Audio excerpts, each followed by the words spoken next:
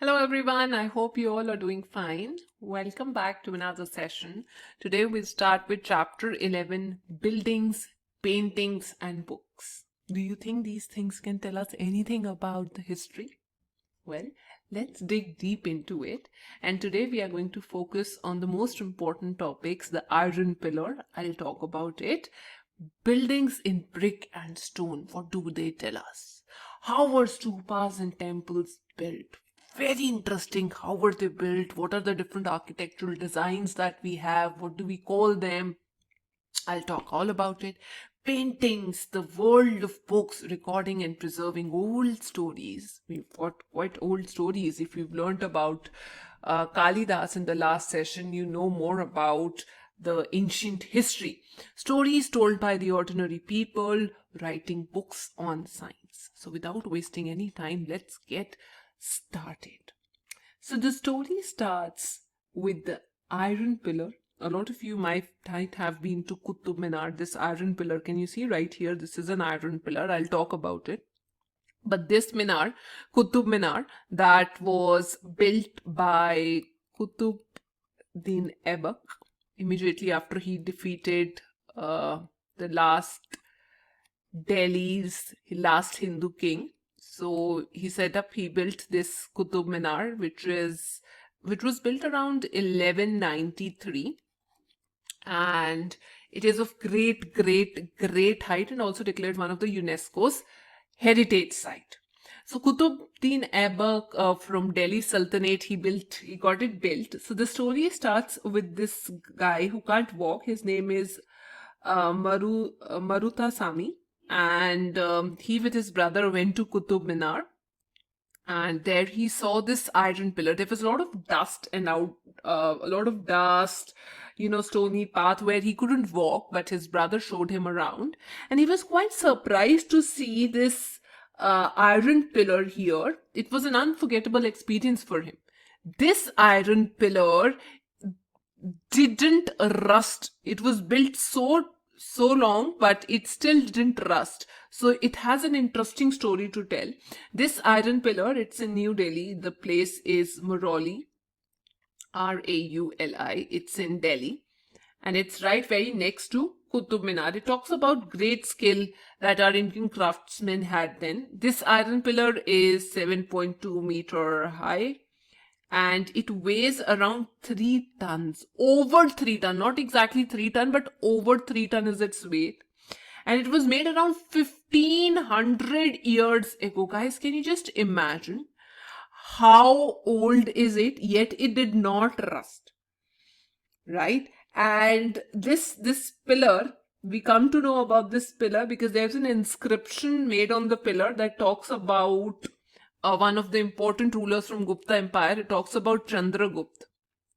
So one of the important rulers from Gupta Empire, and it survived for so long. I am also quite surprised. I don't know how surprised you guys are, but being declared as a UNESCO World Heritage Site, I think it stands for its great height. And it is this Qutub Minar is at least 72.5 meters high, whereas this is just this iron pillar that this guy was surprised to see. It was just 7.2 meter high. So that brings us to one of the important topics that we are going to study today: buildings in bricks and stones. We see that, the Qutub Minar, or maybe the pillar very next to it, it stood out so strong that definitely talks about the skill that our craftsmen had back then. So one of the important monuments that has been preserved till date is the stupa. Yes, you might be knowing about this stupa. Stupa is a Sanskrit word which is not given in your book, but it means heap. A lot of Buddhist people, they used to survive here. They used to stay in these stupas. So it's generally round, it's tall, sometimes it's big, it's small. So we've got stupas of all different sizes. Here you can see different sizes, and more or less they have some common features around them. And what is that important feature? Generally, there is a small box. If you move inside, there's a small box that is placed there right at the heart of the stupa. So that important box, it basically has some remains of Buddha, maybe his teeth, maybe his bones, maybe his ashes. So that is all preserved right here. The Great Stupa at Sanchi is one of the oldest stone structures in India. It's very important when I talk of Indian architecture. Originally, it was started by Ashoka because it is built over the relics of Buddha. So there is a very small, right at the heart around which the stupa is built, we've got a box. That box, small box contains, that's the heart of the stupa, that contains the precious stuff that belong to bodily remains of Buddha, or maybe the stones, some of the important precious stones could also be used and preserved here. And in this box, this is basically known as relic casket. You cover this relic casket with some layer of earth, and that is how you form the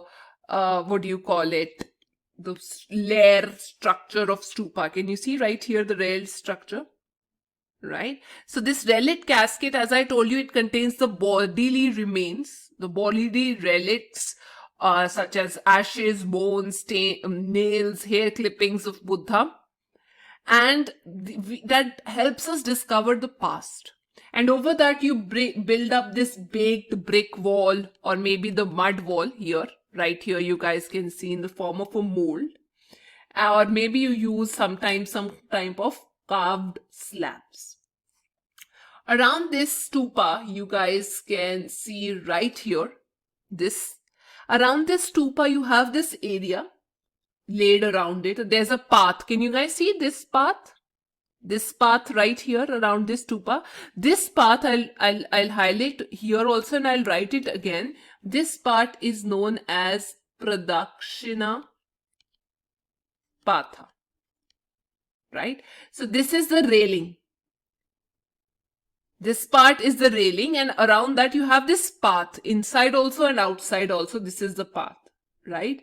And the entrance of the path was always through these gateways. Here you can see these gateways. From here you get on to this path. And the devotees, they walk around the stupa in a clockwise direction. They walk around like you walk in the temple. So the devotees, in order to pay respect to Lord Buddha, they used to walk around these railings or gateways that were often decorated with sculptures. You have some sculptures here. I'll show you how exactly would it be. Here you guys can see this is the gateway. You get in, then you move around in a clockwise direction, which would be, which one would be the clockwise direction? This one, right? You move around the clockwise direction and you'll see some very important sculptures, as you guys can see this way.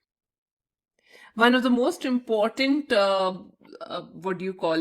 places that has that magnificent stupa, it is this Amravati. Can you see this Amravati place? This is this is one of the most important stupa that we have in Andhra Pradesh. One of the most important monuments. It's magnificent. It has stone carving around it, and it was built around 2000 years ago. I think now you got to know a lot about stupa. How was the life? What was there? This stupa is known as the Great Stupa of Amravati, which is built on the ruined Buddhist monuments. So very important from the history point of view. It's in Guntur district of Andhra Pradesh.